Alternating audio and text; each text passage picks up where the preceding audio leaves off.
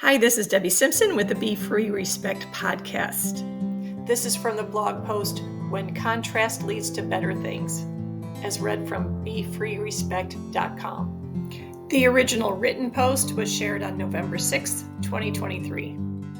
Before we begin, I want to remind you that I am not a brain specialist or brain rewiring expert. I am simply sharing my personal journey and my personal understanding as it makes sense to me. That darn bird poop.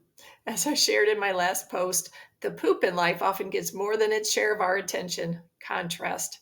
A recent several weeks long discomfort in my back meant that my back was getting more attention than all the parts of me that were just fine. It's natural. But was it fair? I mean, everything that was working well was getting neglected. Teaching and personal gratitude, a little comparison. As a retired pre-K teacher, I remember consciously giving the bigger part of my attention to appropriate behavior. Instead of giving attention to the kiddo who wasn't participating during the cleanup song, I'd acknowledge those who were participating. Thank you, Susie, for putting away the blocks. Sure feels good to help out, doesn't it, Mark? Everyone likes attention. This practice often resulted in greater participation from everyone. Not always, but it sure makes for a more positive atmosphere when you highlight the things that are going well.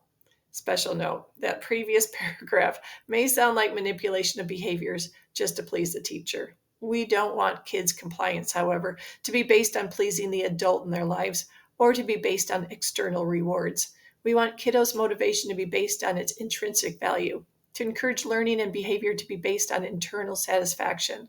After all, if we want our kids to be adults who trust their sense of direction in life, we need to encourage a personal sense of direction based on self-motivation from the early years. I know that highlighting the positive is much more difficult when it comes to pain or discomfort, but it's a practice. And just because I'm sharing this doesn't mean that I have it down. Far from it. It's a practice I'm working on. Simple awareness of what I do personally has me working at being more intentional with my focus towards appreciation for what is going well. Thank you, ears, for hearing the laughter. Thank you, stomach, for digesting my food. Thank you, legs, for allowing me to walk. Thank you, lungs, for breathing in and out. My journey from gluten-free to fragrance-free to becoming free of limbic system impairment. When it comes to feeling unwell, we sometimes learn to tolerate it. I can see this throughout my personal journey. Sometimes, however, health can get to a point where we do just about anything to feel better. I didn't realize how unwell I learned to feel most of my life until I was diagnosed with celiac and removed gluten from my diet. As I shared in my post, A Lifetime of Undiagnosed Celiac, a Life Put on Hold. Through the months prior to this drastic change, I became ready to do whatever it took to feel better. I was, and still am, grateful for answers. Being gluten-free closed that contrast between feeling unwell and feeling, oh, so much better. When it came to my fragrance sensitivity, I fought against that contrast a whole lot more. I had just discovered how well I could finally feel. Developing a fragrance chemical sensitivity, as I shared in my post, My Fragrance Sensitivity Part 1, where it began, was a major kick in the gut. It was like having a broken leg fixed and being able to walk again, just to have the other leg broken. Experience told my brain how well my body could feel. The difference between the pre-gluten-free me and the post-gluten-free me was so extreme that there was no way I was ever tempted to cheat on my diet. Knowing the difference between how I felt fragrance-free and when in a room with air fresheners or with someone who used fragrance products, not just perfume, but lotions, laundry products, hair products, etc., was distressing, greatly distressing. It made me feel all kinds of emotions. I knew what it was like to feel well, but like so many others who live with chemical fragrance sensitivity, I often couldn't. I could control my diet. I could not control my air. This chemical illness became so health-hindering, isolating, and depriving of job, family, and life that I finally chose to seek out help in an area that I didn't really believe would help at first, brain rewiring. As I shared in my post, Brain Rewiring Part 1, I wasn't ready. When contrast leads to feeling better. As Abraham Hicks says, when you know what you don't want, you know what you do want. Living what we don't want often creates a greater focus on that don't want. We focus on what hurts. We focus on what causes that contrast. For me, it took getting to the greatly unwanted before truly directing my focus on the light that could get me through that dark tunnel, no matter how dim that light seemed at first. That need to focus on the light is what helped me through my dietary requirements. That need to find the light through the impact fragrance chemicals were having on my life is what brought me to brain rewiring. And watching and feeling that light grow is what has me staying on this brain retraining journey. I want to feel better. Recent contrast led me to doing something that I wouldn't have done had it not been for the back issues I was experiencing. Gym membership. I'm not unfamiliar with back pain and discomfort, far from it. Keeping up with my monthly chiropractic adjustments and acupuncture usually keeps me in tune. Recently, however, a certain issue just wasn't going away. I know what it's like to not have back discomfort. I want that. I found myself, however, giving my current situation a lot more time and attention that I spent on gratitude for all that I did have, and that was going well. What I also realized, however, was that I've been much less physically active, and I knew this contributed to my less than state with my back. A little birdie started whispering in my ear, "Join the gym." Joining the gym and feeling better. I'd been a gym member at different times through my life. My experience was always a positive one, when I went anyway. My back felt better, my motivation was increased, I had more energy. I'd eventually make other things priority, however, until I realized I wasn't using my membership and I'd ultimately quit.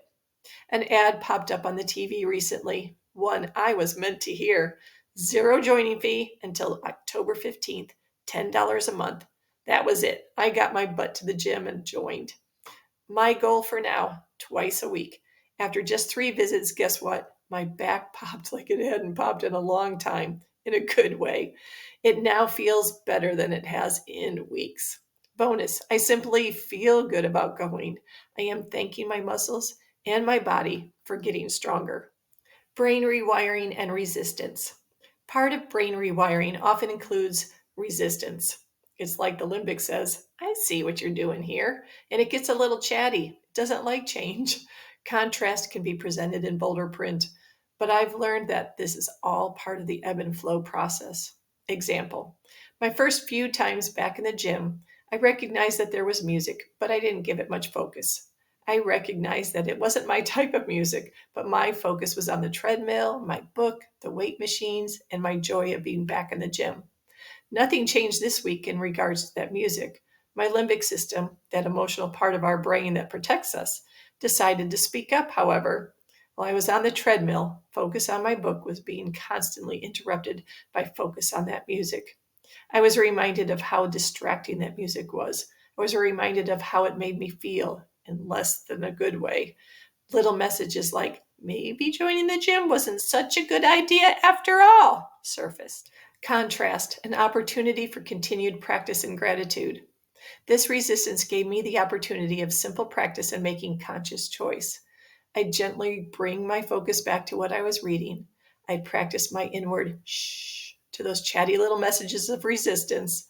Occasionally, I'd realize, oh, I didn't even hear the music through that entire last page. Of course, recognizing this fact brought that music back to the surface, and I gently hush it away again. I was gentle with myself, reminding myself that it was okay.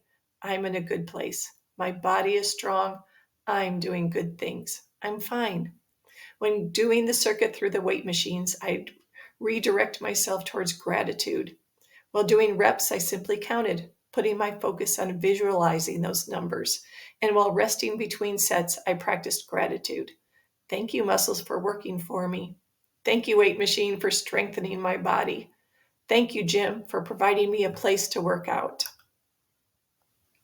Gratitude and brain rewiring. I am recognizing more and more the impact gratitude is having on my brain rewiring journey.